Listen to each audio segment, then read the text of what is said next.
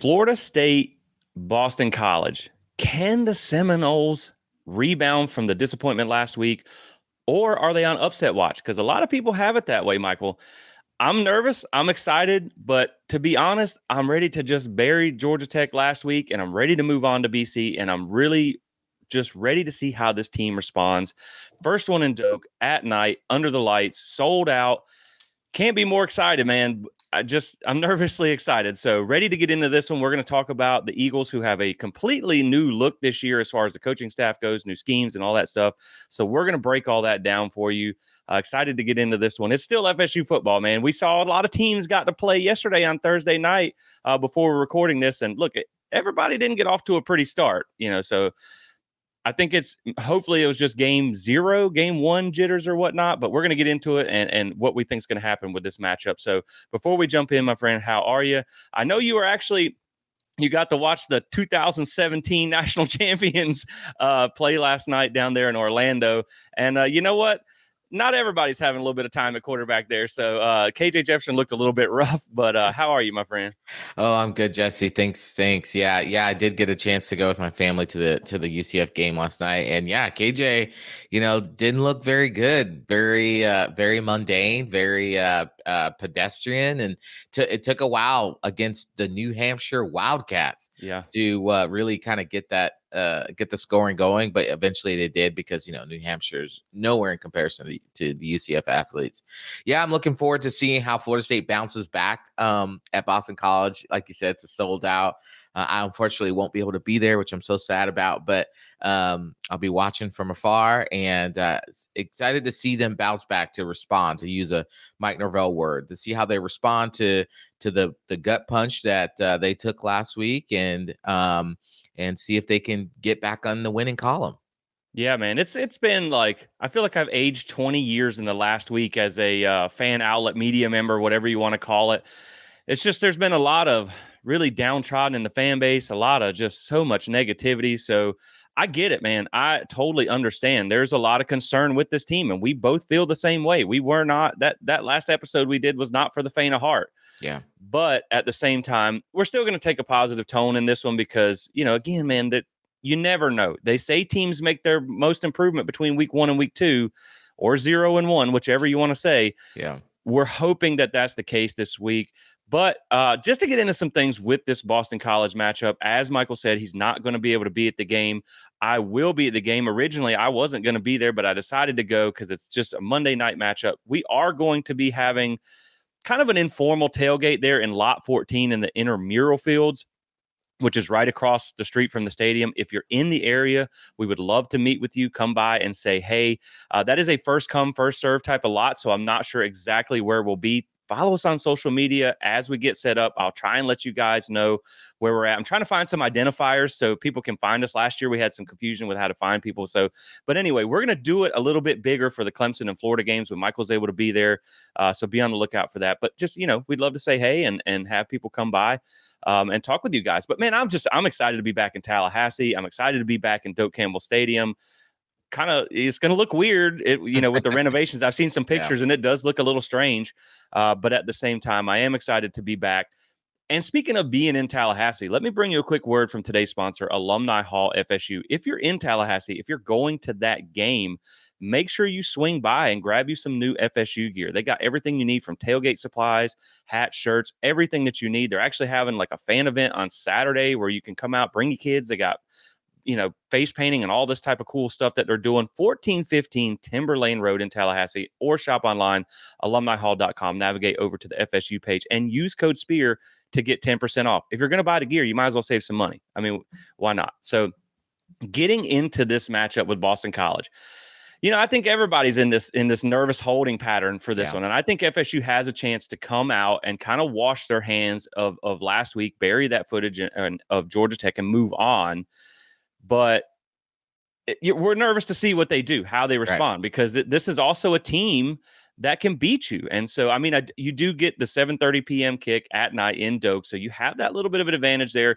We saw last week with Haynes King, even in a neutral site environment where I think that's only like a 47,000 seat stadium, which we're only at 55 this year.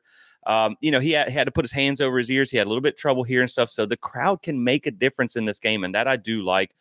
The odds currently are sitting at FSU at a 16.5-point favorite. Now, this line has moved around quite a bit. Yeah. It's been as high as 22 to as low as 15.5. Now, what is interesting here is when you look at the spread, bets against the spread, 73% got BC covering of the bets, and 61% of the money is on BC to cover. But on the money line, the straight up winner, 94% of bets are towards FSU. 99% of the money is on the Seminoles. And as they say, Michael, follow the money. Now, it is pretty evenly on the split of over under, which is 49.5. So not the most high scoring game. Last week, I think was like, 55.5 or something like that. So, they say follow the money, but it's probably nervous money. I will say that. 16.5 points feels pretty fair. I can't say that I'm going to give FSU a 16.5-point win in this one, but we'll get to our score predictions later. Looking at the overall series record, Florida State does hold the edge 15-5. They've won 12 of the last 13. BC's last win in Tallahassee was 2008. So a lot of these things lean towards FSU.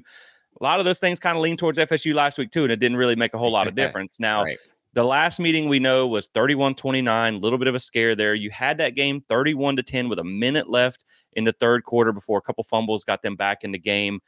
And, there was a lot of things that went in that game, the red bandana and all that stuff. We'll talk about that later. The last meeting in Tallahassee is what we're hoping for. 44-14, opened with a Trey Benson kickoff return touchdown, and the Noles never looked back. So, Michael, the numbers say it should be FSU, but that doesn't mean it's going to happen that way because they kind of said they leaned our way last week and it didn't kind of work out that way. That's right.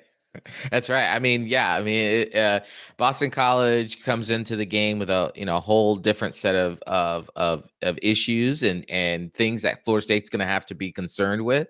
I mean, honestly, if you were to actually look at it, you might say there are some eerily similarities to what Georgia Tech presented for Florida State, and the fact that, and I know we'll get into it, but they're returning a significant portion of their offensive line.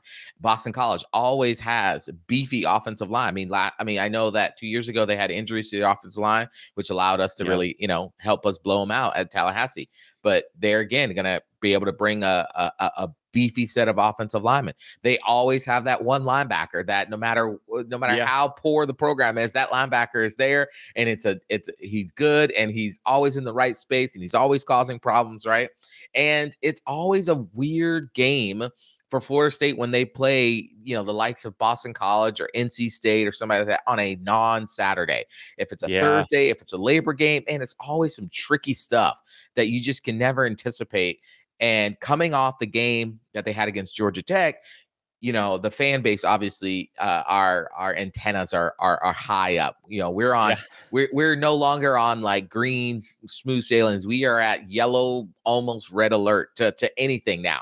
So any sign of regression, any sign of or even just similarity to last week, I think it's going to send the fan base. But I'm hopeful that Florida State has learned its lesson. To say this, they say in football that you either win or you learn. And so I hope they learn from what happened last week and they're ready to go for this week. Because I don't think we're just going to roll over Boston College. No.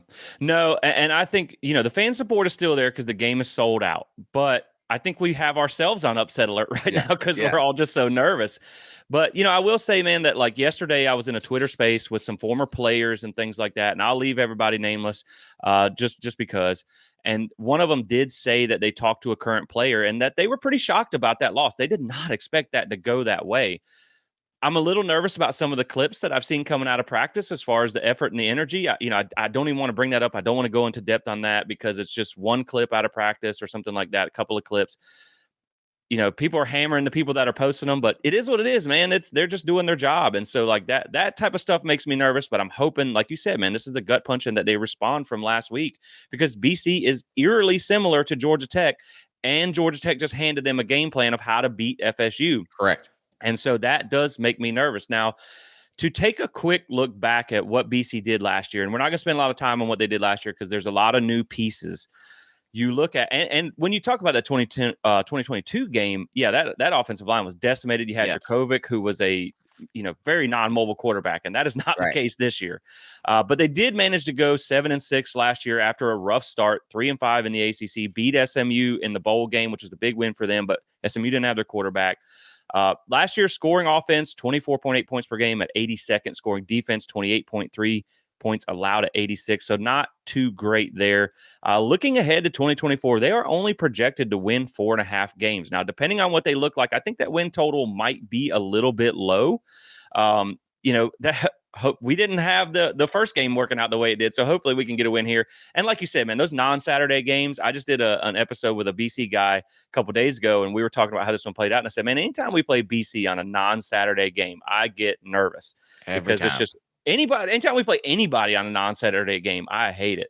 But looking at them again, 4.5 projected wins feels a little low for that team because I think I like Bill O'Brien as a coach. I think he's going to do well there.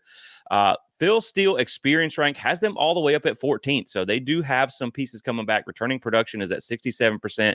But like you pointed out with Georgia Tech, it's 80% on the offense and 53% on the defense, which if I'm not mistaken, Georgia Tech was 83 and 49. So that's right. Again, man, this is literally a copy and paste from last week, which is what makes me nervous. Now, we're going to go big picture first, then we'll get offense, defense, and get into the predictions and keys and stuff like that. So for me, when I approach this game, I look at this like this is the first game for BC with a new staff, new systems, and a lot of new faces. They just released their depth chart yesterday, which I have some notes on that as we go through the sides.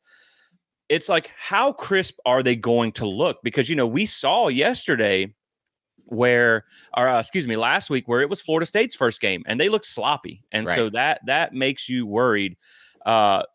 How much did we get clean up from 1 week to the next? But is BC going to fall victim to that too? Your very first game with all these new things going on, how clean of a game are they going to play? Now, this comes back to you remember 2022 against LSU when we had that Duquesne game in week 0, and it was like, well, you had a game to work the kinks out, but LSU also has film and things like that, and it wasn't a vanilla game plan against Georgia Tech because you were in a dogfight like it was with Duquesne, where you just pretty much very vanilla game plan. So BC has tape on you. That's right. But you've also had a chance to work out that sloppiness, which they have not. So that's always kind of a give and take there as far as my mindset goes. Really, I think when you look at last week, the general consensus I feel like among the fan base is that most people would have been upset, but okay with a loss had the team have flown around, been physical, gave 110%. That was not the case. Yeah. And so I think really this week you're just looking for them to rebound from a physical standpoint. You just want them to play hard, play tough, and bring it to BC. We touched on this a second ago. What really worries me about this game is these are two teams that are so similar. Yeah. BC is always a physical, hard-nosed type of team. It's a run-heavy offense led by a dual-threat quarterback. We had trouble stopping the run, and guess what? Last week, you got Georgia Tech, who was the number 1 rushing offense in the ACC last year. This week, you get Boston College, who was the number 2 rushing offense in the ACC last year. So it keeps coming. Right. It keeps coming in waves. Things don't get any easier. Both teams actually averaged over 200 yards on the ground last year. And then you also look at a defense that's very similar as well. BC likes to load the box to stop the run, and they had a good pass defense last year, a bad rush defense last year. It really is a copy and paste of last week, and so that does make me a little bit nervous. Of course, like I just touched on a second ago, you do bring in a new coach. Bill O'Brien has a ton of experience. He did coach in college at Penn State way back in the day when Penn State was coming out of those sanctions and all that stuff. And he actually did a pretty formidable job, 15-9 at PSU over 2 seasons, won the Big Ten Coach of the Year in one of the years there for the job that he did. They lost a lot of their team and all that stuff. So to put that together was pretty good. Then he went to the NFL. Of course, he started in the NFL. Then he went back to the NFL. Things didn't work out too well there. He went to the Nick Saban coaching rehab facility in 21 and 22 as the offensive coordinator there. Spent about 15 minutes as the offensive coordinator at Ohio State.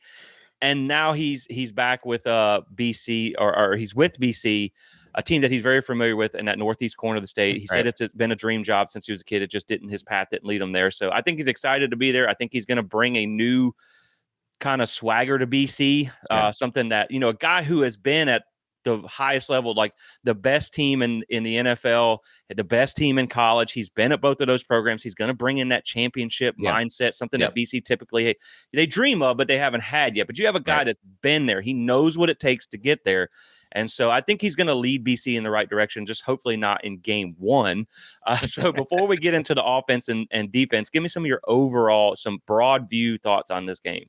Yeah, I mean, it's really hard to really kind of sum up who BC is, because obviously we haven't seen them with the whole new coaching staff. So you have to go back and look at, his Bill O'Brien's time at Penn State. You have to go back and look at his time at Alabama, look at some of the offensive concept that he likes to run, which is very similar.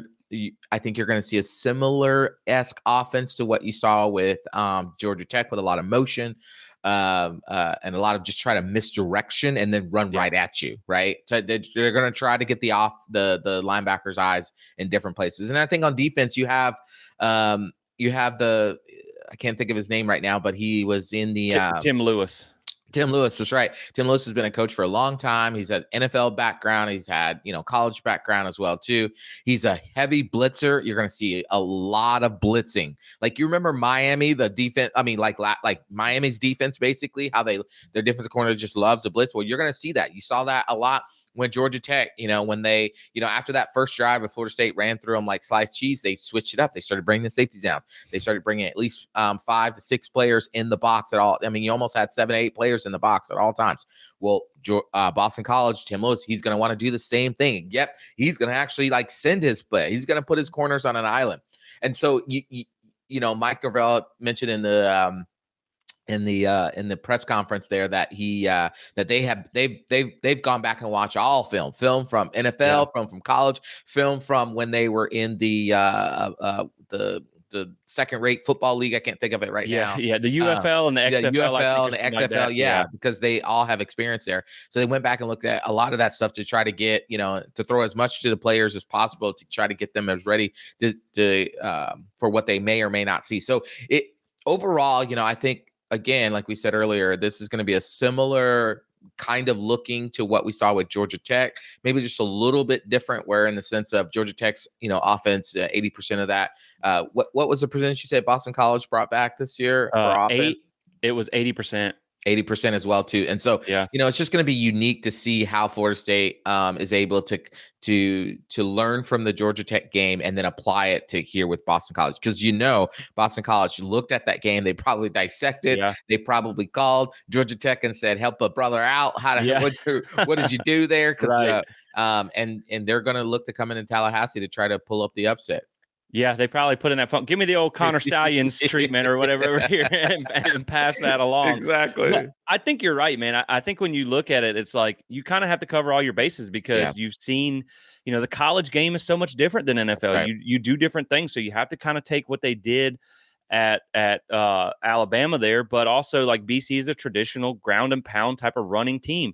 The personnel is different. Like, you have the pieces? That's one of my biggest questions is, do you have the pieces to run that Bill O'Brien scheme? That's right. And I mean, they're going to run it anyway. It's just how successfully can they run it? So let's start with the offense here. New offensive coordinator, which again, keep in mind, Bill O'Brien is probably going to be your play caller here. He is an offensive guy, but it is Will Lawing. He did serve with Bill O'Brien as offensive analyst at Alabama in 21 and 22. He also coached at New England and Houston with Bill O'Brien. This is his first stint as OC at this level. He was an offensive coordinator at a Division III school way back in 2011 and 2012, but this is his first time at the Power 4 level as a coordinator. But again, like we said, that's not really a big deal because Bill O'Brien's going to be your play caller there. Of course, you can't talk about BC without starting with the most important position and the most important player on this entire team, and that is Thomas Castellanos. Their offense lives and dies with him. Now, we have bad memories of Thomas Castellanos because the game against Florida State last year was his best game of the season by far. I mean, he torched us for 400 all-purpose yards and 2 touchdowns in that game. Now, of course, there's a lot of things that went into that. If I remember correctly, Akeem Dent was out for that game.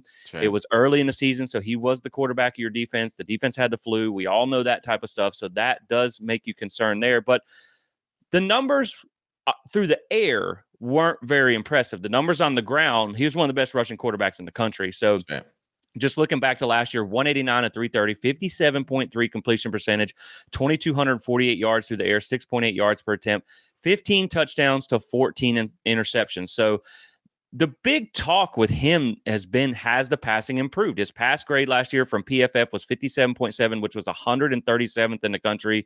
He did take 23 sacks, had a 20.9% pressure to sack ratio. So for being a mobile guy, and they had a pretty good offensive line last year, he did take quite a bit of sacks. A lot of that's probably making things happen.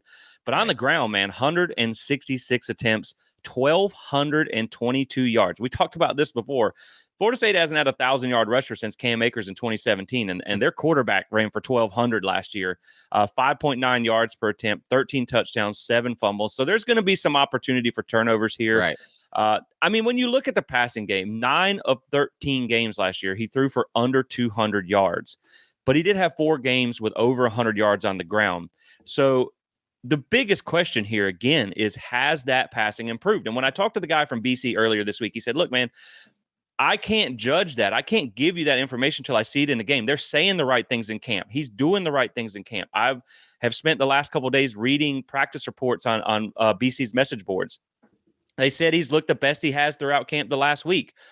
Man, DJU looked the best he's looked in camp before we saw him in the Georgia Tech game. Right. So, again, I understand what the guy was saying from BC, that you just don't know till you see it in a game. Exactly. And so I think he will be in a better passing system with Bill O'Brien. Yeah. But has that improved will be the question of this game. But you still got to contain him on the ground because that's where he's most dangerous. And now I'll throw it back to you, but I will say another thing that the guy from BC touched on was, anytime you have a running quarterback, you open yourself up to the risk of injury. And I will say that they have kind of brought in some guys that are very similar to Castellanos, so they don't have to switch up that offense a lot. They got a couple of mobile guys, but it's not an experienced group by any means. If for some reason Castellanos has to miss any bit of time, it is going to be a very much almost like a Brock Glenn, Tate Rodemaker type of situation where that guy just doesn't have a lot of experience. But, man, the game, the offense, but the entire game to me lives and dies on what Thomas Castellanos does, and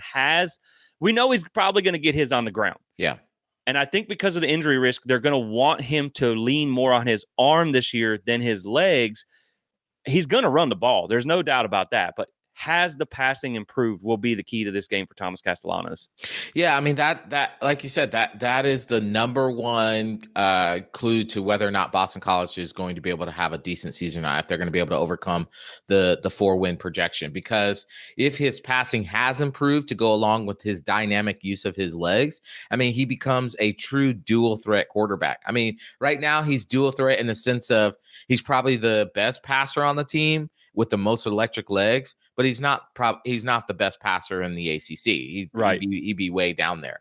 And like the guy from BC said, he said all the right things this summer about like, I want to work and I'm going to get my passing up. I want to become a quarterback that's well rounded, do all those things. But when you get into a game, right, everybody's got a plan until you get punched in the mouth, right? Exactly. And so it will be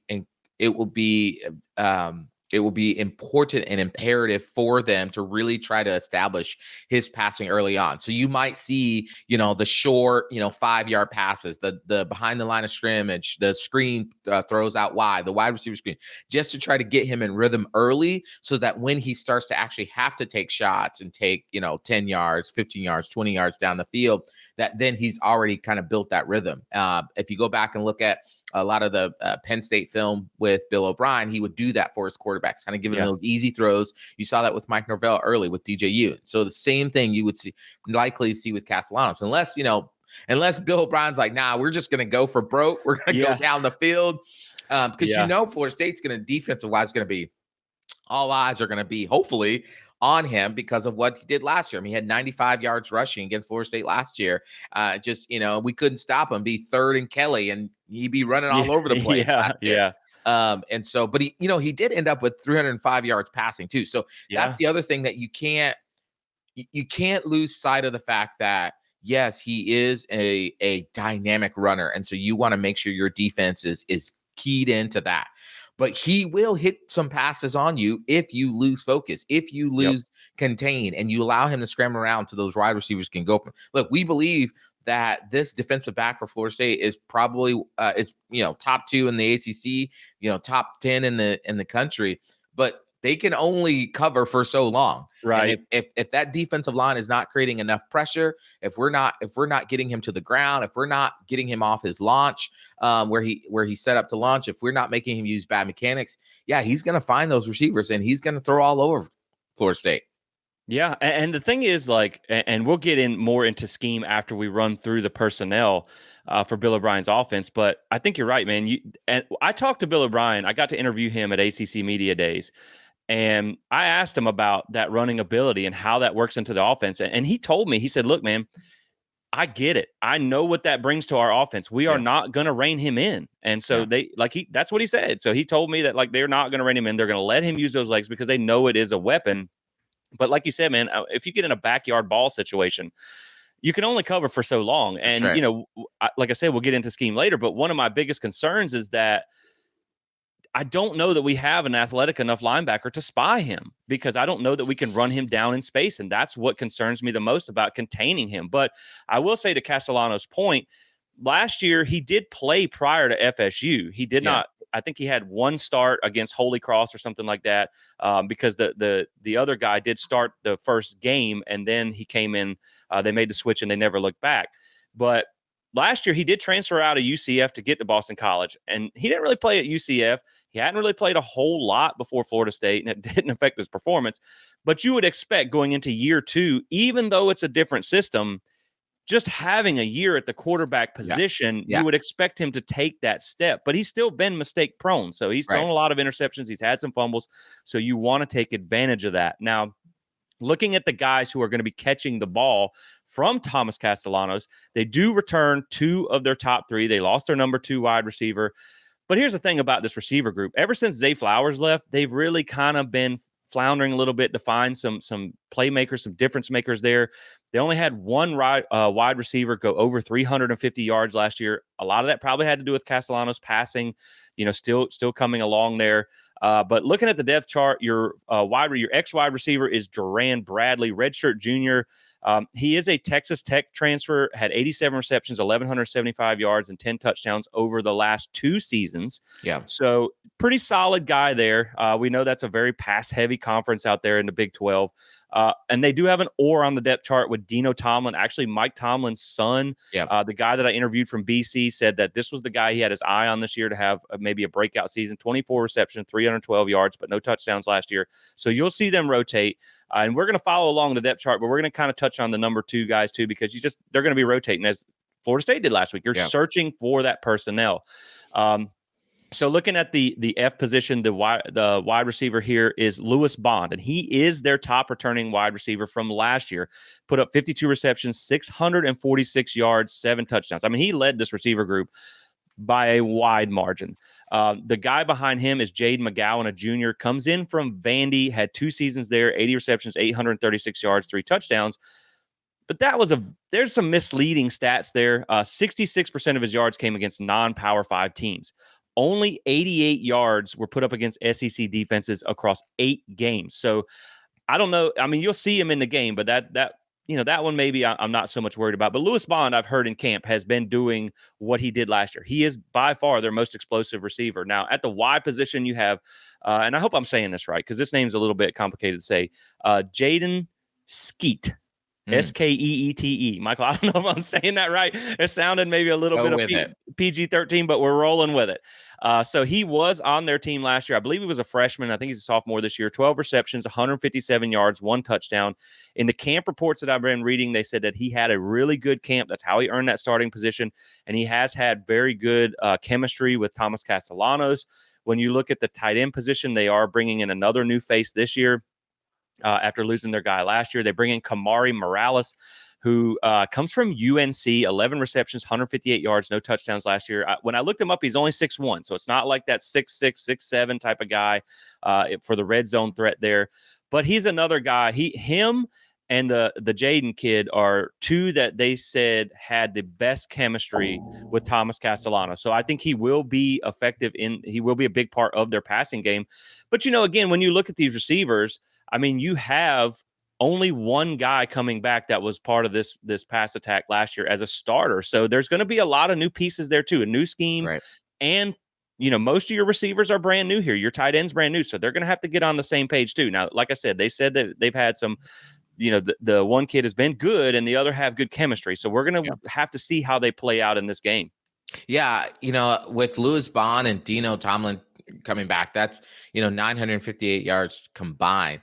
And like you said, Bond is the lone returner for this year. He was the star receiver last year. And so, they're going to try to scheme up, Bill O'Brien's going to try to scheme up ways to get him open so that Castellanos can get him the ball.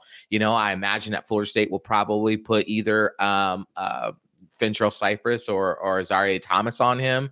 Florida State plays a lot of man defense. And so depending on how they're going to try to do that, I would imagine based on what I've seen of the tape of Bill Brown, they're going to run a lot of man beater concepts with a lot of mesh routes, a lot of crossing routes to try to get those eyes to be confused. If he's running through linebackers and corners are chasing him, he's going to come out wide open, or at least, if the defense doesn't pay attention to that as well too. And then I think it's just kind of a wait and see with Jerand Bradley or Jaden McGowan or any of the Skeet kid. It's kind of a wait and see what happens, to see how they leverage them, how they use them. You would assume that Florida State has the advantage at the defensive back position based on the fact that, a couple of these come from Texas Tech, didn't have much. And then McGowan came from Vanderbilt, which, like you said, those stats are kind of skewed in themselves.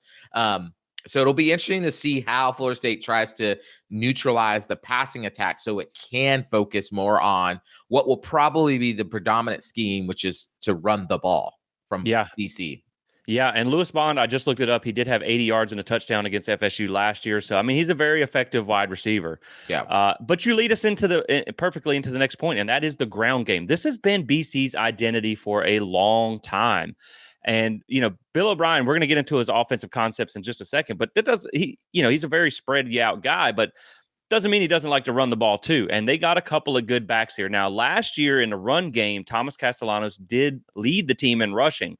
When I talked to the guy from BC this week, he said what he's kind of looking for is for Castellanos to concede that he doesn't need to be the leading rusher this year for this team to be successful. You need those backs to carry the load.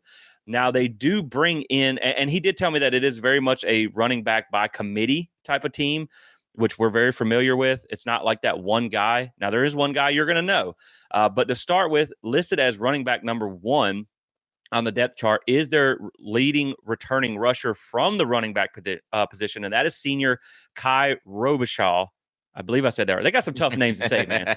163 attempts, 780 yards, 4.79 yards per carry, and 8 touchdowns last year, 15 receptions, 108 yards out of the backfield. He's a pretty good back. Maybe not that super special guy, but he's a good solid back. They got a good solid rotation. The one that I'm actually kind of more worried about is running back number 2, and that's Treshaun Ward. Yeah. Now, I don't know. I don't think there's a whole lot of that. Like, I can't wait to get back at Florida State with Treshaun Ward. We know he left on good terms. He was a big part of this offense. I'm sure him and Mike Norvell are going to hug it out before the game. I really kind of wish we had taken him back out of the portal when he entered the second time, but you look at what he did last year at Kansas State, 124 attempts, 643 yards, 5.9 yards a carry, and 5 touchdowns, 17 receptions, 129 yards, and 2 touchdowns through the air. I have heard, reading those practice reports, that Treshaun Ward is their most explosive back. He has had kind of the big runs, the big play home run hitting type of back for them. And, we were talking about that in that Twitter space yesterday. They were talking about with him and Robert Cooper was one of the players in there. He's like, man, Treshaun Ward will make you work for it. Yeah. That guy can make you miss in a phone booth. He's familiar with this defense. He's familiar with some of the personnel. So that part does kind of make you nervous there. I think Treshaun Ward is a really good running back. So this is a good, solid 1-2 punch, kind of that power and speed. that we've seen Florida State use in the past. But man, it's a solid group, not maybe like the most special group, but it's a solid group. Yeah, I mean, it's not just 1, 2. It's 1, 2, 3, because you have to include Thomas Castellano in there. It's not just Trayshawn Ward or Kyle.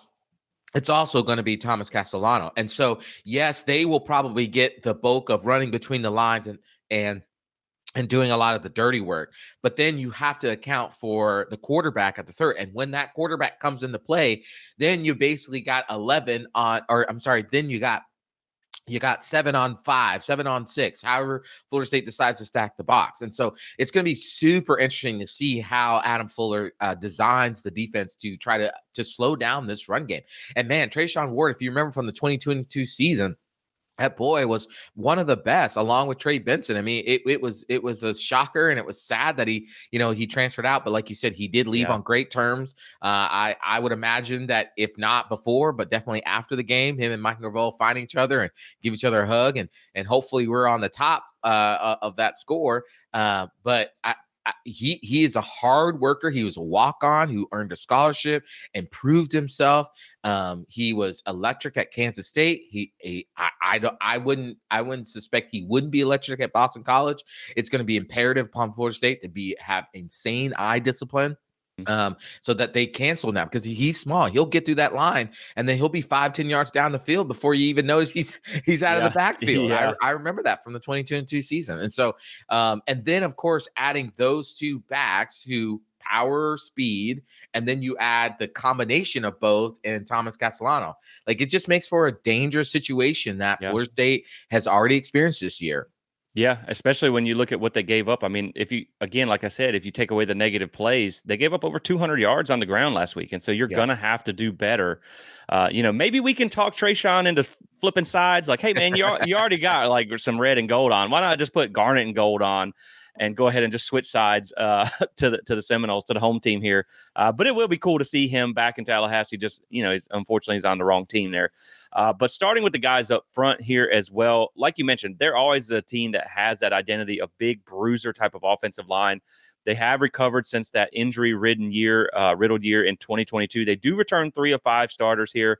They do have to replace both guards, who were both NFL draft picks. So those are big shoes to fill. Now, I will say, looking at the depth chart, the starters are all upperclassmen with a lot of experience. Yeah. Now, the one thing that I will say here is Logan Taylor, originally, he is on the depth chart. But when I was reading practice reports, he was our starting left tackle in 2023. He has since been kicked to left guard for this game.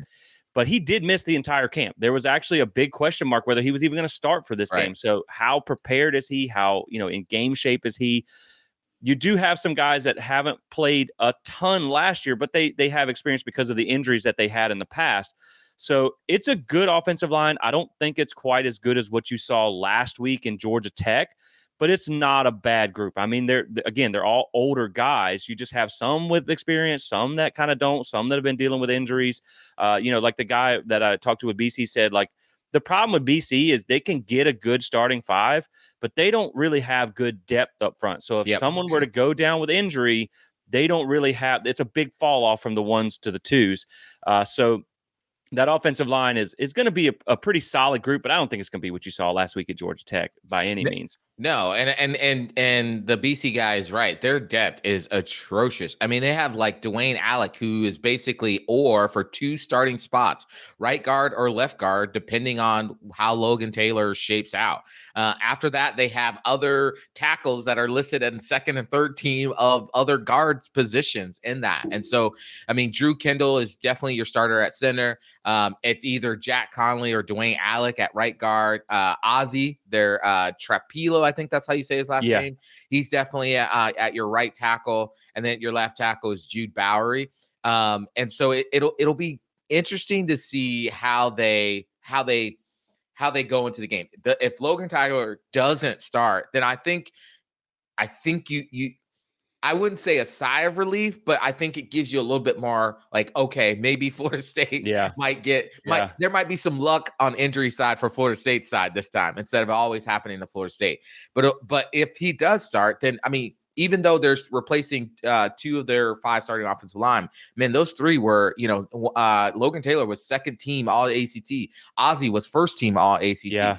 Um, And then Drew Kendall started all 13 games last season. And so you have returning experience, you have bulldozers, you have hog mogs, as they call them. Yeah. And it's going to be really imperative of that defensive line to show us a lot more effort, a lot more determination, a lot more just nasty and like controlled violence, as they say, at the defensive line for us to even feel secure about us being able to go up against that running game.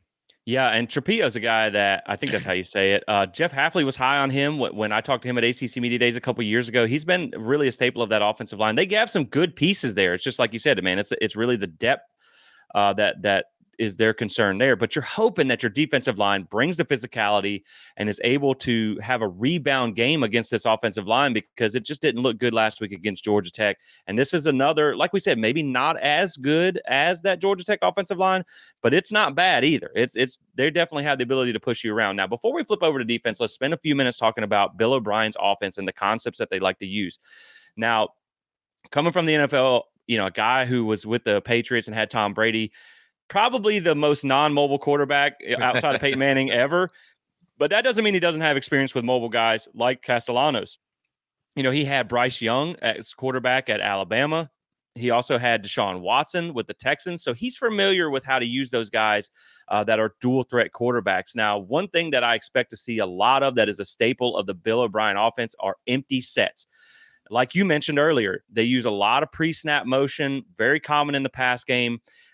Usually to battle pressure, instead of bringing in more personnel into the backfield, they like to slide protect. They talked a lot about like read calls and things like this, where you just have to pass off protection to take the guys. You got 5 guys. Typically, teams aren't going to bring more than 5 guys, so you can block it up that way.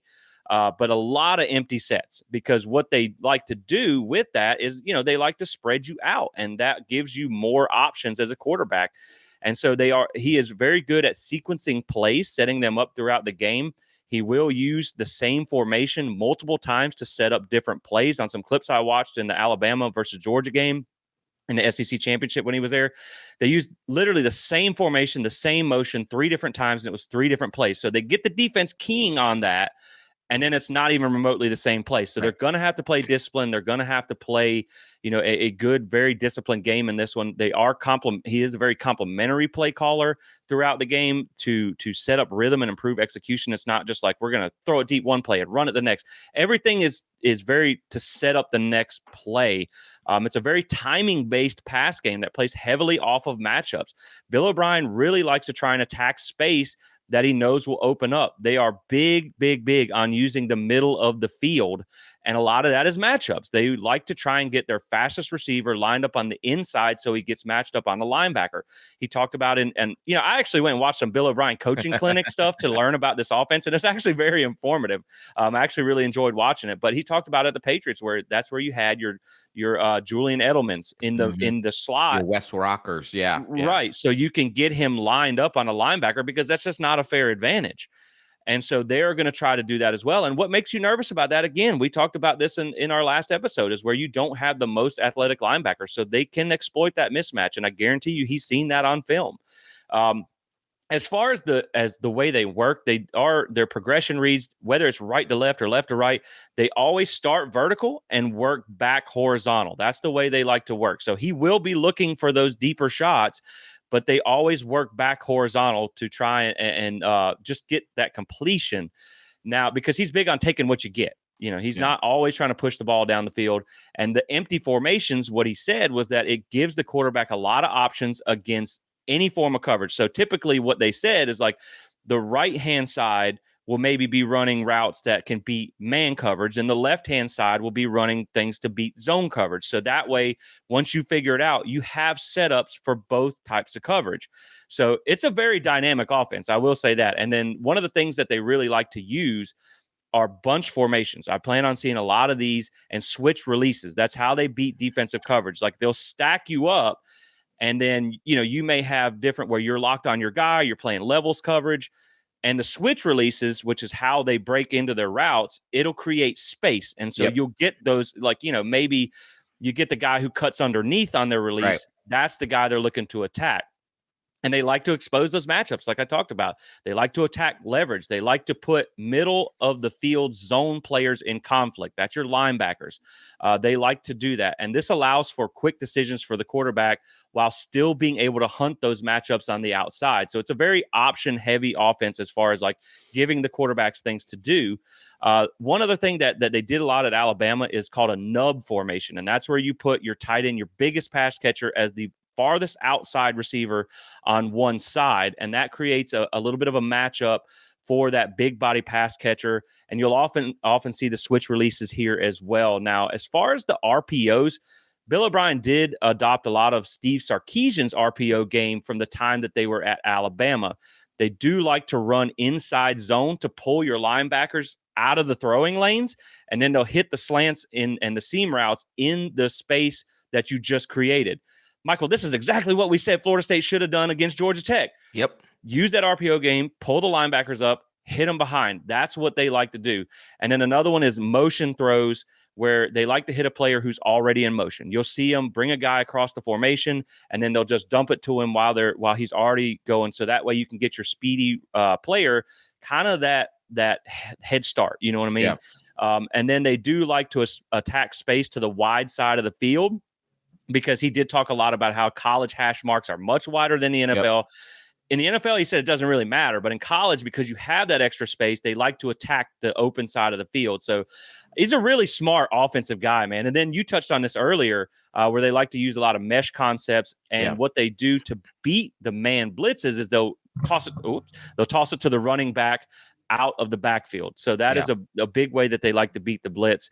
And then as far as the run game goes, they do like to run it a lot out of shotgun, typically 12 personnel looks. He did coach those mobile quarterbacks as well. BC's always been a run heavy team. And so that has always been their strength. So I think they're going to lean on that too. And I just wonder, and I'll kick it back to you on this, but for me, when I look at BC, I think the questions on offense are, how well will Castellanos have this offense down in game one? Because it's going to be a big change. Yeah. How well does he have that down? How gelled is this offense with 2 new wide receivers, a new tight end, and a couple new offensive line? Has his passing improved? Does BC have the personnel to run this offense effectively? Now, one thing that does make me nervous on a coaching clinic video that I watched with Bill O'Brien, he said, and this is what makes me nervous because of last week. He said that if someone is having a hard time stopping what you're running, keep running it until they show you they can stop it. He said a lot of coaches, something will be successful, and they'll be like, oh, crap, we got to switch before they figure this out. He said, no, man, hammer it until they show you they can stop it. So if they find a weakness, they're going to keep exploiting it until you stop it. So, man, those are the notes I had after watching. I went through the Bill O'Brien coaching clinic and watched a lot of film, but I found some really good breakdowns on his offense. So I just wanted to share those notes with you guys. But man, I'll kick it to you for some thoughts on this offensive scheme. Yeah. I mean, I think you've summed up everything I was going to say. And so, I mean, sorry about that. The offense. No, it's okay. That's the offense. They're going to try to put Florida State in a blender, basically, in the pass offense. They're going to try to get their eyes in different places, just like Georgia Tech did. And Georgia Tech provided Boston College the blueprint. If you confuse those linebackers, they're going to be hesitant. They're going to overplay their gap schemes. They're going to run out of their gap schemes, especially if you got Omar Graham. He's going to run out of the stadium and not be anywhere near the tackle. Just kidding. He might be next to me in the stands. You never know. Exactly. But yeah, so Bill O'Brien's going to try to leverage the over pursuit or under pursuit of Florida State to get them in those different looks. And so it's going to be very interesting to see how Adam Fuller gets this defense prepared for this game. Again, I think that it's going to fall really on the defensive line. If the defense can disrupt that offensive line, it disrupts a very timing-based offense, right? Yeah. Like you said, that offense is really based on timing. And if you can disrupt that timing, you're going to set them back because they won't be able to get the passes off when they want to. They won't be able to be right in step. If you can come up on the defense and you can jam the wide receivers, and cause them to get off their timing and their route. If you can figure out a way that when they try to isolate their speedy wide receiver on one of our linebackers to either shift a corner over to bring the safety down, whatever it needs to be, I think it's going to be imperative upon Adam Fuller and that defense to figure out how to get this offense off of rhythm. That's going to be the most important thing. Yeah, we're going to need to see adjustments that we did not see last week. And I think you're going to want to see a lot of Blake Nicholson in this game because he is that athletic linebacker that, if they decide to throw the ball a lot, you're going to want to have him on the field. Now, we're going to pick up the pace a little bit as we switch over to defense here. Offense is just, man, this is going to be the key to the game is stopping this offense. So I wanted to spend a little bit of extra time on that. But talking about this defense, looking at last year, they did have the number 26 ranked pass defense, so they were good on the back end there. Now Hafley was a DB type of guy; he's a secondary coach by nature, so they had a good pass set there. But 121st ranked rush defense on the ground. Now Georgia Tech was 131st last year, and it didn't make a difference for us. Yeah. But that is the weaker side of their defense here. Now, one of the other things that really stood out that they're going to be looking to improve on. And as we get into the scheme, I think they will do better. They really, really struggled at bringing pressure last year. 130th in sacks, only averaged 1 sack per game, only 13 sacks as a team in 2023. Wow. I believe Florida State had 46 last year. And they were dead last in FBS and TFLs. So this wasn't the most havoc creating defense, but they will be under a new DC, Tim Lewis. He has 34 years of coaching experience, primarily in the NFL, XFL, UFL, all that type of stuff. First college DC job ever. And just a correction earlier, I've been looking. I don't think he's ever worked at the college level. I couldn't find anywhere where he's worked at the college level. And he has not been in the NFL since 2015. From what I read on the BC message boards, he has ties to BC. Yeah. But this was kind of a surprise hire. I think they thought they were going to promote someone within who's no longer with the program. So this was a little bit of a surprise. Now, the guy, because it was a new DC, I thought it was really cool because the guy who covers BC, and man, I mean, this guy, 10,000 word essays on this type of stuff. So he went really in depth, and I'm not going to read you 10,000 words, I promise. But he did a in-depth dive on what to expect from this guy because he's a new DC. And he did admit that it is kind of hard to know what you're going to get because those, kind of second level, the UFL, the XFL, and that type of stuff, they don't have a lot of game tape that you can just go back and watch like the NFL and like college and stuff like that. So it's kind of hard to assess. But he took everything into account from the NFL time and stuff like that. And so this is kind of what he had laid out. So, and this is a little bit, man, it's kind of a lot like Georgia Tech too, which kind of makes you a little bit worried. He likes to have a numbers advantage in the box to stop the run. Typically, they will have 7 or more guys in the box. You can expect a lot of base defense with a safety dropping into the box to give them numbers advantage. They typically will, when they do that, they'll leave that single high safety on the back end. They mix odd and even fronts, which is something BC did not do in the past. Yeah. When they go to the nickel package, they will primarily run that 4-down lineman, that even front. And I think the question that the one guy had is it's a very multiple defense, but how fast can they get these packages installed? And so one of the things that they do differently this year with their edge rushers is that they will ask them to hold blocks and play gap assignments. They will also occasionally ask them to drop into short zone coverage assignments against running backs and tight ends. So that could be something that we could exploit because we know, I mean, if you get Jalen Lucas on a defensive end in the flat, I mean, that's not a fair. We just talked about matchups. We have those too now. He does like to run simulated pressures, zone blitzes with the DBs and the off-ball linebackers. So that all does kind of tie in. Like if you see him drop into coverage, someone else is probably coming on a blitz there. They do like to mix man and zone. They did run a good bit of man last year at BC very heavily. So they will have more zone concepts, a lot of cover 2, 4, and 6. They do mix the coverages a lot more than BC has in the past. Now, the guy, Tim Lewis, was a DB by nature, and he does coach his DBs to play very aggressively and attack the ball to create turnovers.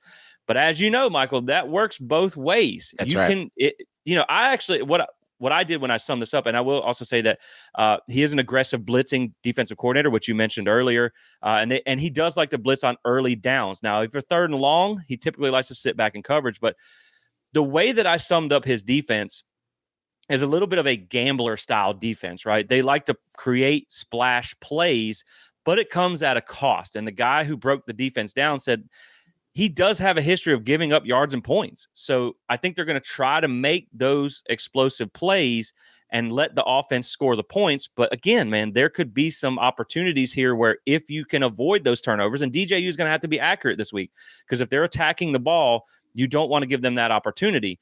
But at the same time, I think the biggest question for him is how is he going to be able to adapt to the more modern college offenses that spread you out? You know, he's, Right. again, typical with the other types of places that he's been. You know, college is a total different game now. And so a lot of 11 personnel, a lot of spreading teams out. You got to run a lot of nickel packages, which is not what he prefers to run. So how will he adapt to college? And this is his first game against I know last week was a bad week, but a good play caller. So can Right. Mike Norvell find those pockets to exploit against this defensive coordinator? Yeah, absolutely. I think what you're going to see, I think what you need to see from the offense is, last week when Georgia Tech started bringing, 7, 8, 9 in the box, Florida State did not adjust. Shockingly, like that was one of the big talking points coming out of the game. That we just kept running into those 8 box fronts. Like, and so I think what you're hoping to see is that if Boston College does that, if Tim Lewis starts to bring these numbers advantage to the box, that Florida State will open up, Mike Norvell will open up and give DJ a fewer checks. I think one of the things that came out that when you looked at his Tuesday, Wednesday, whatever it was, press conference, which is technically a Monday press conference, he talked about how that, they wanted to go. The game plan was for them to go down the field, but that some of the looks didn't present themselves. And I think if you read between the lines, what he was basically saying is that DJ checked out of a lot of those looks, right? We only threw the ball down the field, I think 4 times. Or we looked down the field 4 times. I think there was 3 deep throws down the field.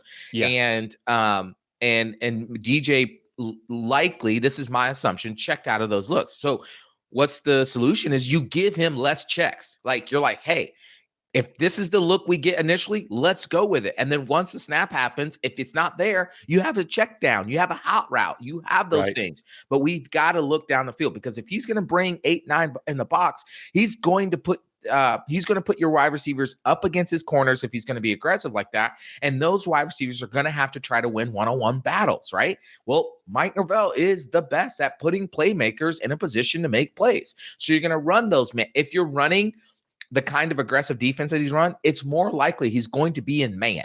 You can't run that kind of defense that's so blitzing like that and have those corners play up on those press coverages like that. Without having man-to-man cover 0, cover 1, robber, where you have a safety coming to the middle of the field and a safety backing up, playing deep middle of the field there. It sounds like he's not going to run a lot of cover 2, right? Or cover 3 unless he's 3rd and long. And so if you have those opportunities, take your shots, run the man beaters, run the mesh routes, get their linebackers in a blender, right? Let's do the same thing that they're probably going to try to do to us in that same sense. Yeah, no, I totally agree. And you were right. I mean, when you look at the 20-plus yards, there are only 3 shots and didn't connect on any of them. Right. And frankly, some of them were inaccurate throws. And so I think you may see, but we also know that he was 5 of 6 on throws from 10 to 19. So that's right. I think you're going to take your vertical shots, but I think they weren't comfortable with DJU throwing the ball last week, and they showed us that. But you have a game with some timing and seeing how he plays and reacts in this offense. I think you probably will see more of those 10 to 19 yard type of those mid-range passes called, because he did show you that he can throw those passes. I think that's going to be big to get behind this defense, behind that front 7.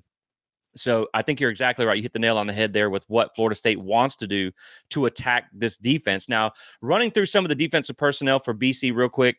Up front on the defensive line, they do return 7 of their top 9, including all 4 starters. So they are going to have some experience there. Donovan Ezeraku, I've said his name a few times, so I got that one down. He actually was a second-team all ACC selection in 2022, but he had a step back year in 2023. His production dropped from it dropped from 8.5 sacks down to 2 sacks, 14.5 TFLs down to 6.5. So he had a really step back year, but he's a good player. So he's one to watch too. Defensive tackle is led by Cam Horsley. He does lead that interior group, highest grade defensive tackle last year. This is not the most high-end group, but they have experience and they're solid. When you look at the other two starters that are coming back, they had PFF grades in the 50s last year. So they got their two top guys in Ezraku and Cam Horsley. I'm not even going to attempt to say the other guy's names, like Nico Acapola or something like that. I had the other defensive end, but it's not the most high-end group, but it's also not a bad group either. And we talked about the offensive line last week. A lot of it was technique and stuff that was on them that is correctable. But that defensive line still kind of pushed you around a little bit. And That's right. You're going to want to set the tone up front this week. Yeah, absolutely. I think, up front, I think hopefully what we'll see is a shorter rotation on the offensive line, right?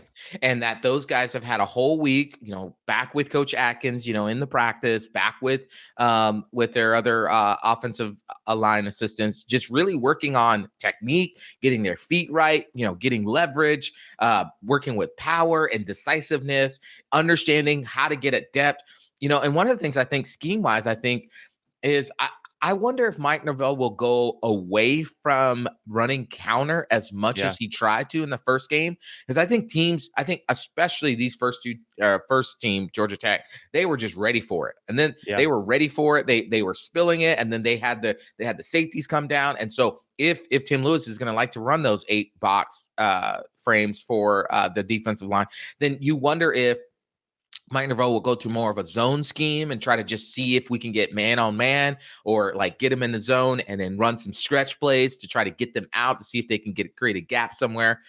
It'd be curious to see how he wants to leverage the offensive line. I think passing wise, I think the offensive line, again, I think they held up pretty well in the, except for a couple, we won't mention that, but it's a couple situations there, but they held up pretty well. And I think so, again, if they're going to present you this crowded box situation, man, the RPO sucking them in, right? Bringing the wide receivers right behind that quick game's going to be there for you. The screens out wide to get the bubble screen to the wide receiver, or even the motion to the back and hitting him on the run, kind of like what BC wants to do there. Same thing, because if they're going to be in, that means they're going to be less defenders out wide. Spread them out like they want to spread you out, and attack the boundaries, attack the wide side of the field. Bring those wide receivers right in behind the linebackers. You'll suck them in, then you'll bring the safeties down, and you'll have one-on-one situations over the top as well, too. So it'll be curious to see how this offensive line kind of gels along with that in this second game. Are they better in the run game? Now, it's going to be hard to tell if there are 8 man in the box, 8, 9 people in the box. It's going to be hard to tell because they're going to be keen on trying to stopping the run. You'll see if Mike Norvell can adapt to that. Yeah, and I will say there has been an or removed on that offensive line depth chart. So I feel like, I feel like now, like you talked about last week, you just want to settle on I know they like to rotate. You want to find your best 5. And I feel like that's kind of what they're working toward this week. They know who they can and can't trust. But you're right, man.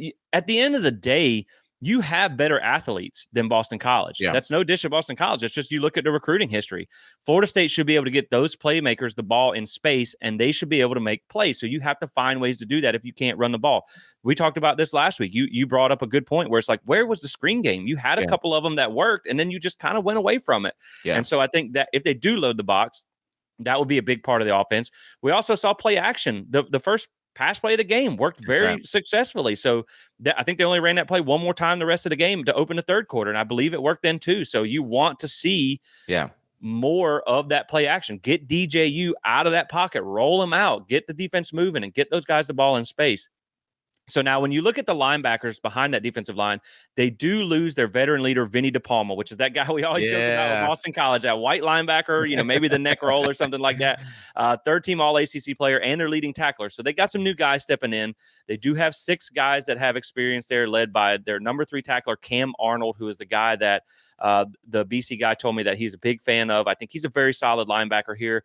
Linebacker 2 was not who I expected. I thought they were going to have Bryce Steele there, who's a guy that missed a season with injury, but it looks like a Power 5 linebacker.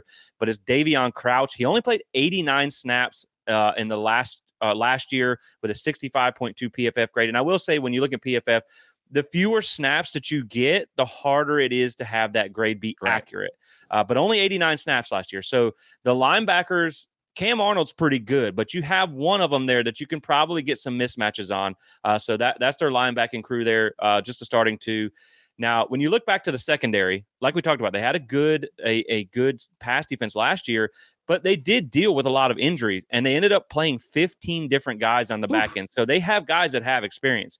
Now, the bad news for BC is they have to replace all ACC cornerback Elijah Jones, who was by far their best DB, led the team in interceptions, led the team in PBUs. I think his PFF grade was above 90. Wow. I mean, he was a legitimate cornerback, and he is gone now. They also have to replace their number 2 tackler, John Pupil.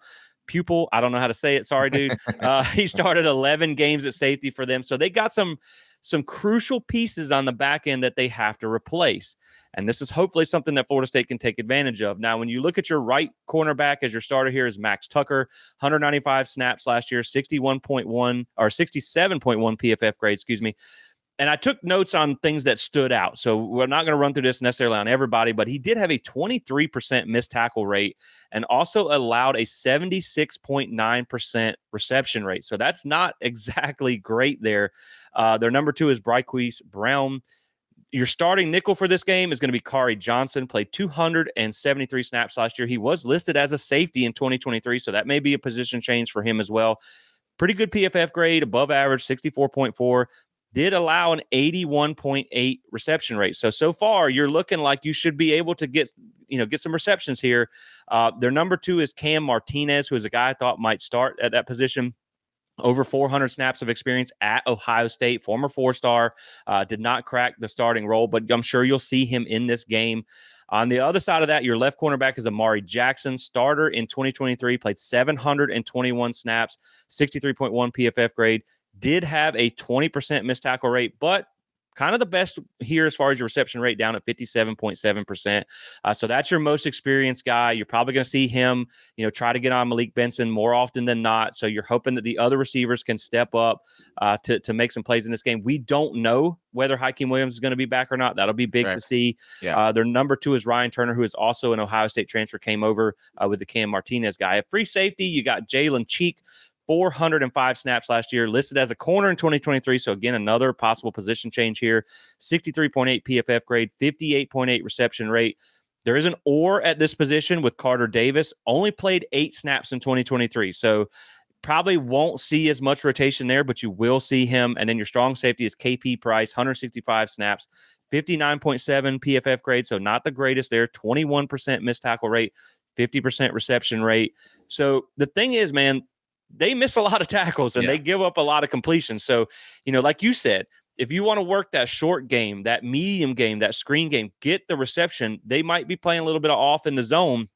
You get the ball to your playmakers and make them miss these tackles. We saw last week where guys just weren't making guys miss. You got to make that first guy miss with your playmakers. And so if you can do that, it sounds like you have a good opportunity here. Now, I'll kick it back to you on this. What I did read in their camp notes from the secondary, to contrast what I just said, they said that the secondary has done their strength this season or throughout camp has been doing well against short passes and screens. So it kind of goes contrary to what we just said, but I think that's still going to have to be a big part of your offense. Well, yeah, I mean, it's going to have to be a big part because it depends on how they begin the game and where they want to what do they want to establish first? That they're going to stop the run or they're going to stop the short game? Right. Yeah. So if they want to stop the short game, they're going to have to bring those corners up. Right. They're going to have to stack the box. They're going to have to play tight coverage. And so if they're going to try to stop the short game, guess what's going to be a lot more open? If you beat your man off the line, you're going to have a shot at taking a bigger play down, a chunk play down the field. Right. Yep. But if they want to stop the run, they're probably going to bring something in the box, or at least bring that safety down, bring those linebackers in, and then play your corners back a little bit, right? So that they can have the ability to come down and help, which then will open up the short game. So it's going to be very dependent upon what they actually want to establish first. Do they want to stop the run game or do they want to stop the short game? And I think also interesting with Amari Jackson, he started a lot at nickel last year, and they're going to be moving him to the corner. And so you wonder if maybe some of that, that low completion percentage was because, last year they didn't throw a lot to the middle of the field. They tried to get kind of on the edges with the short game and then deep ball down the sideline, down the boundaries. So it'll be interesting to see if him moving out to corner translate in the same kind of reception percentage defense against wideouts moving forward. Yeah, and I think what's interesting with this is, when you talk about guys moving positions, I mean, look at what we saw, where you saw Kevin Knowles move to nickel. We saw Devontae Brown at moving back to safety. And so that caused some confusion on our defense. Yep. You're hoping that plays the same in this game. Now, you're also hoping that DJ is more timely on his throws, especially if they're going to play aggressively.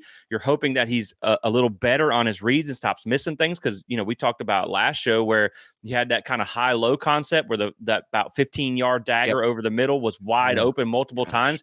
You got to go back and show him on film, man, this is wide open. You have to take advantage of that. So that's what you're hoping for, as Michael helped break down there so perfectly on what we want to do as far as an offensive concept against this defense. So now, Michael, let's bring it all home and let's kind of make it make sense here. Now that we've kind of covered both of our sides here, let's get into some keys.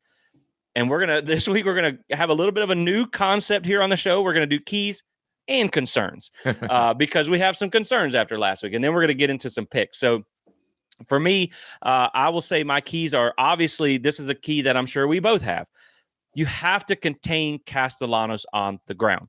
We said last week against Georgia Tech, you want to make Haynes King beat you with his arm. And we did a poor job of doing that. He was not a great passer, and neither is technically, unless he got a lot better, Thomas Castellanos. So you have to make him win the game with his arm. And if you don't do that, if you let him run wild on the ground, I think that's a recipe for chaos, and chaos could lead to an unexpected result. I think you want to, on the offensive side of the ball, I think you want to throw the ball more effectively to open the run, because we did not do that last week. We did put up less than 100 yards. If you run for under 100 yards against Boston College, you're probably going to lose this game because DJ's not a guy that throws for 300-400 yards. It's just not. And so you got to be able to do that. And I think a lot of that starts, one of the biggest keys for me is winning the battle up front on both sides of the ball. You cannot get pushed around like you did last week. This team has to play more physical. And then my last key here, and I'll throw it to you for your keys, are because of what we saw last week, because we saw the sloppy play from FSU, because it's game one for Boston College, you have to just who's going to make less mistakes. I think that's going to be one of the biggest parts of the game. Who's going to have that blown coverage? Who's going to have that turnover? Florida State did good with that as far as the turnovers last week. They didn't create any, but they missed the fumble, and we saw them work a lot on fumble recovery this week. But who's going to make less mistakes? That could be, in a game where possessions can be limited, a turnover or two could make the difference in the game. So who's going to play a more crisp game, I think, is going to be a big part of the winner of this one. Yeah, absolutely. I think those are great keys. And my keys would be similar to yours. Number one is we got to make Thomas Castellano uncomfortable. If he starts running around, he's going to feel very comfortable. So to make him feel uncomfortable is, he's going to try to run, but then he should be met with a wall of defenders pretty quickly at the line of scrimmage or in the backfield. He should not be seeing very often wide open running lanes for himself. He also should be seeing blanket coverage, right? Make him make bad throws, make him throw it out of bounds, make him tuck it, make him be a one read quarterback. Turn him into a one-dimensional quarterback and make him beat you with his arms. Just make him uncomfortable. And then I'd say, man, on the offensive side, take more shots. And I don't just mean 30, 40, 50-yard shots. I mean 20-yard shots. I mean dagger concepts. I mean split ends. I mean corner routes. I mean out routes. I mean post routes. Like, take more shots down the field. Mike Norvell is one of the best schemers in the country at getting the plays for the playmakers to make. Let's do it. Give DJ less checks to make at the line so he can't check you out of something where it actually is there. And then the last thing is, man, get nasty. Both offensive and defensive line. Man, your fortitude was challenged last week. They called you a bunch of punks last week, and they took your lunches, and then they made you clean the lunch table afterwards. And then they made you carry their books to class. Nah, man, this week, come ready to fight. I mean, not literally, but like almost to the point. Be angry. They said something about your mama this week, okay? Exactly. Yeah, they challenged your manhood. And, we're a family-friendly show, so I didn't want to use the example on the show, but, you got to drop what's and play some freaking football, man. Bring it to that team. Like you said, you got to play nasty. So I think those are great keys, and I think it's going to be huge in this one. You got to make him uncomfortable. You got to just man up and play some football here. Yeah. I'll throw it to you and let you drop your concerns first. I know I talk first a lot on the show, and I apologize for that. It's all good. It's just kind of our natural flow, how we've always done things. But I'm gonna throw it to you and let you and switch it up and let you give me your concerns first. Yeah, here's my concerns that the defensive line. I'm worried that what we saw last week against Georgia Tech is not a fluke. Yeah. I worry that this line, that while it was experienced, was able to really manhandle this defensive line. This defensive line that was supposed to be one of the best in the country, that had NFL scouts and the GOAT Nick Saban basically saying that this is supposed to be one of the best in the country, and they got manhandled. And so my number one concern is that they are not who we thought they were. Yeah. That what we saw in the game is who they are. And that's concerning for the entire season, because you're going to play better offensive lines as you get going towards the season. So that's my number one concern. And I only got two. The number two concern is that maybe Clemson people were right. Yeah. Listen, I'm a big fan of DJ. I think he can be a good quarterback. I think he can be better. We've said it on here. We've showed all the stats. We've showed everything else. But man, going back and watching that film, I don't know how many times I've watched it now. I just see little things that I heard over the time that really showed themselves in that game. And so, DJ, this is a game for you to prove the doubters wrong, that you are not the DJ that they said you are, that you actually can live up to the billing finally of who you are, that you're not afraid to take those shots, that you're not going to be tentative, that you're going to use that 200-something pound body to run and not run like you're running like in mud, like you're actually going to like make accurate throws. You're actually going to be a leader, a dynamic leader on this offense, because if not, then you are not the answer. And I don't mean to be super negative. I'm just saying, I want you to be good. I want you to be the best. So if I had two concerns, it'd be, man, is this defensive line really who we thought they were? And is DJ who Clemson has said he was? No, I mean, I think that's a very fair take, because I think we said at the beginning that we didn't think DJU had to have a Heisman season. We didn't think he was a special quarterback, but we thought he could be good enough. Last week, we said he didn't win you the game, but he didn't lose you the game either. You need him just to lean more towards a guy who can go win you a game, rather than be that guy that just kind of did enough. You know, the 70% completion percentage was kind of misleading because he didn't air it out. When he did, it wasn't that great, but we saw flashes on that on that last drive, on the fourth down throws. We saw what he could do. And so I think it's going to be huge, man, because right now, I don't think you're in a position where you make a switch at quarterback, because I still think DJ's your best and most experienced option. But if he struggles, man, I wonder if you do see Brock Glenn get a look or two, just because like you can't just sit by and watch your season go in the tank because the guy's not special. And, you know, again, I don't think he has to be special. No, he just has to be better this week. And for me, mine is going to be containing Castellanos on the ground. You know, how much has we improved at containing the quarterback, at stopping the rush? Because, man, again, if he gets loose, that opens up so many more things. And, you know, we know a lot of teams, look, everyone says we struggle with mobile quarterbacks. And look, every defense pretty much does. Lamar Jackson wasn't Lamar Jackson because he put up a lot of yards on just Florida State. So I do think that is going to be the thing there. How much has got cleaned up from last week to this week? That is my biggest concern. They say teams make their best improvement between week 1 and week 2. True. It's time to see it. Also, how effectively this leads into your DJU point. How effectively can we throw the ball, if for nothing else, to back that defense off, to be able to run the ball? Because we know we want to be able to run it. We were supposed to be a really good running team, and we didn't run worth a flip last week. So how effectively can we throw it to open up the run? You know, and as we get into our final thoughts and prediction here, you know, like I talked about, man, they say teams make their biggest improvement between weeks 1 and 2. I want to believe in this team. I was actually I was going back on some comments yesterday on some of our videos and stuff, and I went back and looked it up. There are 9 guys on this current team that have earned some form, whether it be first, second, third, or honorable mention, some form of all ACC mentions, honors throughout their career. And these guys are better than what they played on Saturday. So like you said, was that a fluke, or is that the normal that we have to be worried about? I definitely think that this team can play much better. I think that's not as bad as we saw on Saturday. Like I touched on in the opening of the show, in that Twitter space, where they said that, man, this team was stunned that they lost that game and how they lost it. So is that gut check real? I don't know that you can just flip a switch on the want and things like that. But you also look, Florida State lost 3 games in 2022 consecutively, played kind of bad, whatever. Then they came out and other than the bowl game and I think maybe the Florida game, they pounded everybody. And so I think you can have that kind of light switch moment where it's just like, man, this was a gut check, and now we're just not going to lose anymore. We're going to fight hard for this. But again, man, it's like, I want to believe in this team, but I got to see it. And I'm still hopefully optimistic, but I got to see it. And so I do think that when you look at this one, I think it could be a statement game.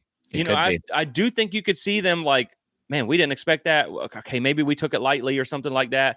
You come out, you make a statement, and maybe you even hammer BC. But again, Castellanos is the X factor. Trayshawn Ward is a really good back. And this is a good, disciplined, well-coached team. So you're going to have to bring your A game to do that. I don't think it's going to be a blowout, but you could certainly correct the narrative of the nation has of you right now, because it's not a good one.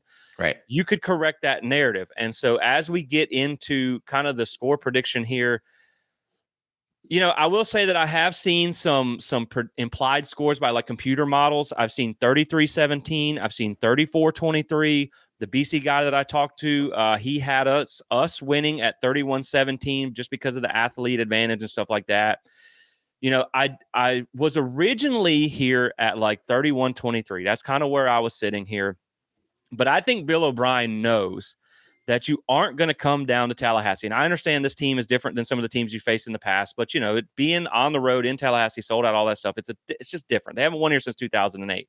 Yeah. I think he knows you're not going to come down to Tallahassee and win with a bunch of field goals. Yep. So I think they know they need to score touchdowns. And 23, that's a lot of field goals. So I don't know that that's going to be the case. You look back at last year, right? Florida State held them to 10 points through 3 quarters last year. BC scored on a fumble return touchdown and a fumble that gave them a short field. So you only gave up 22 offensive points. They also did drive the ball 95 yards between those fumbles for a touchdown. But again, like I said, man, Akeem Dent was out for that game. The defense had the flu. The defense didn't look great last week without the flu, so we'll see how that plays into it. It was the red bandana game up there. It's just a totally different environment. But you gave up 22 offensive points last year. That you got the new clock rules. I went and counted last year. BC had 11 drives. FSU had 10. We know they only, and that's excluding a kneel down at the half.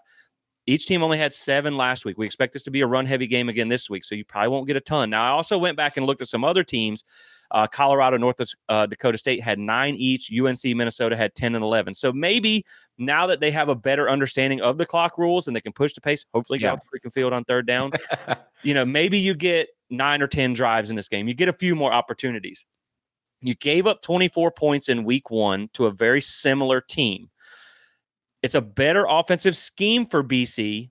I don't think the defensive scheme is probably a lot better. I think BC's had a good defense. They're pretty good there. It's just always been a personnel issue with them.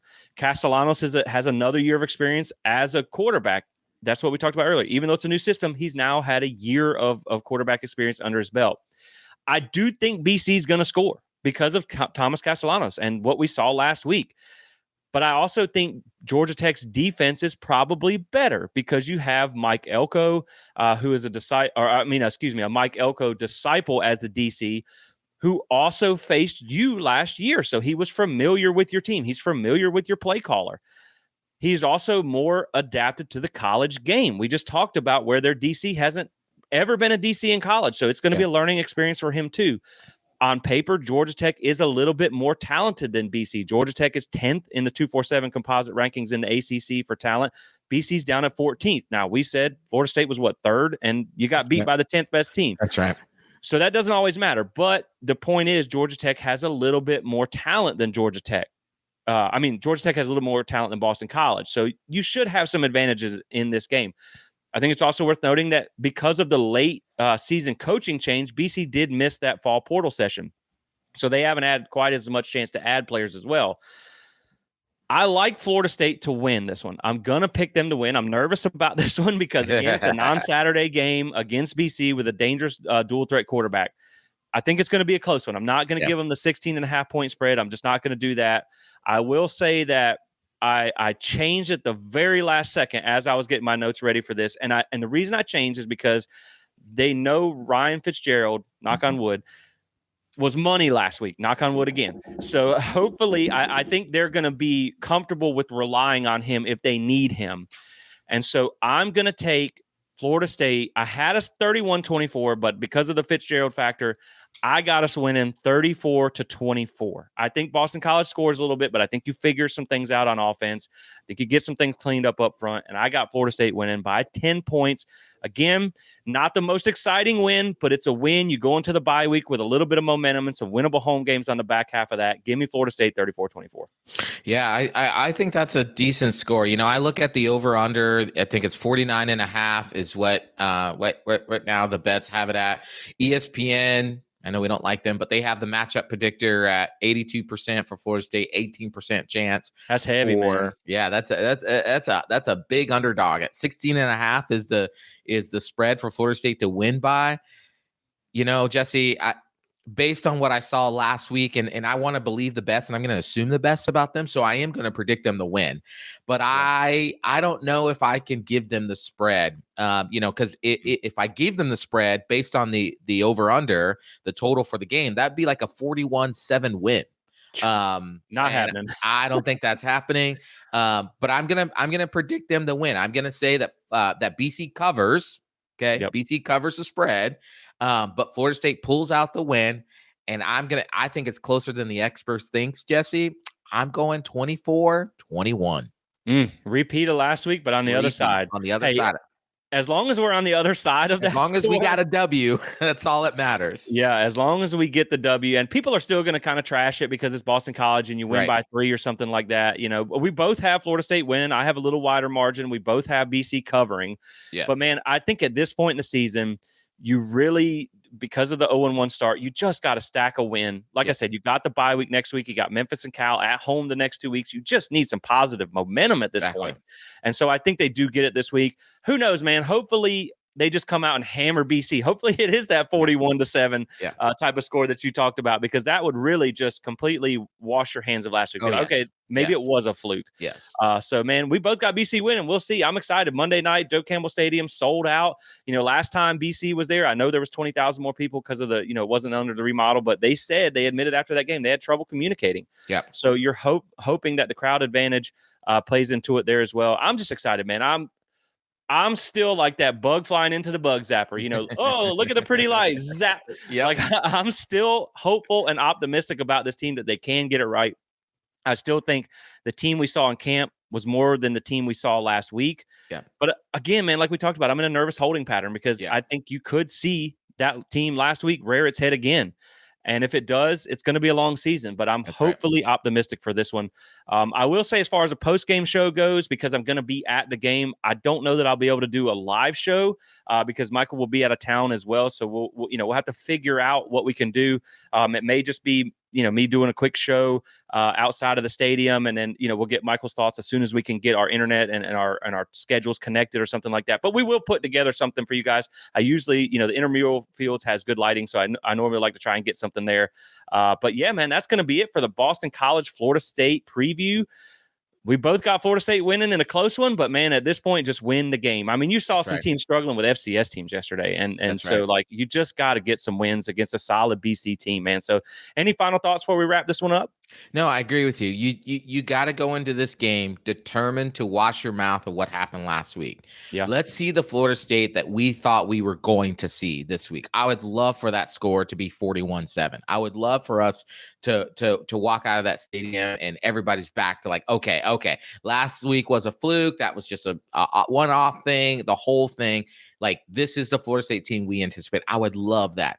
But more than I would love that, I just love a W. Let's just get on the right side of this win-loss column.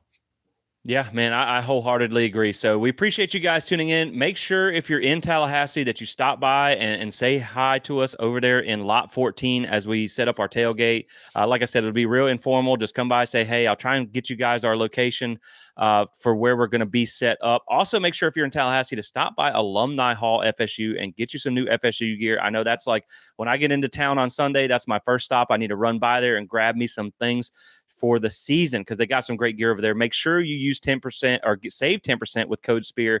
I'm going to be using my own promo code to save me a little bit of coin on some gear because that way you can get some extra pieces. You got a long season here, so you're going to want to load up on that. So make sure you guys check that out.